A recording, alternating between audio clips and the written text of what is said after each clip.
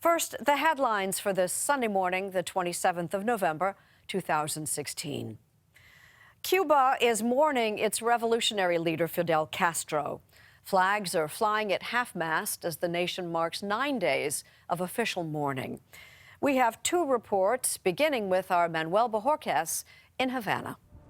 The usually vibrant streets and neighborhoods of Cuba's capital are decidedly quiet this morning. We drove along the city's historic waterfront last night, and while it's usually bustling, the crowds were small for a Saturday night in Havana.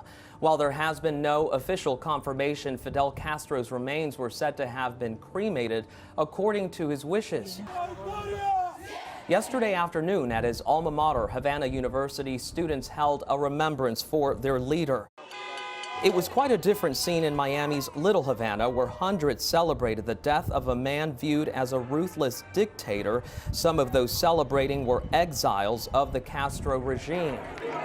Here on the island nation, mourners will have a first opportunity to publicly pay their respects starting tomorrow, with the largest gathering expected on Tuesday at Havana's Revolution Square, the scene of some of Castro's most fiery and important speeches. His remains will then be taken down a symbolic route from Havana to Santiago, Cuba, essentially retracing in reverse the victory march he took with the Revolutionary Army in 1959. His funeral will be held next Sunday in Santiago, known as the cradle of Castro's revolution.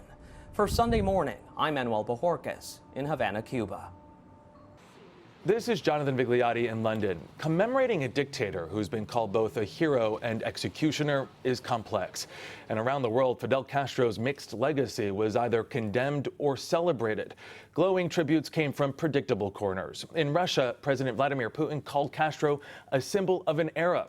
The country's had close ties with Cuba dating back to the revolution. Chinese President Xi Jinping said his people have lost a close comrade. In Mexico, President Enrique Peña Nieto tweeted that Castro promoted respect and dialogue. And in South Africa, the Nelson Mandela Foundation remembered Castro's unwavering support of the nation's anti-apartheid movement. Cubans outside the embassy in Madrid, some who sought political asylum in Spain, had a more sobering analysis. Fidel is an assassin, they shouted in Spanish, a reference to Castro's firing squads that targeted dissenters. French President François Hollande was more measured, saying Castro represented both Cuba's hope and disillusionment.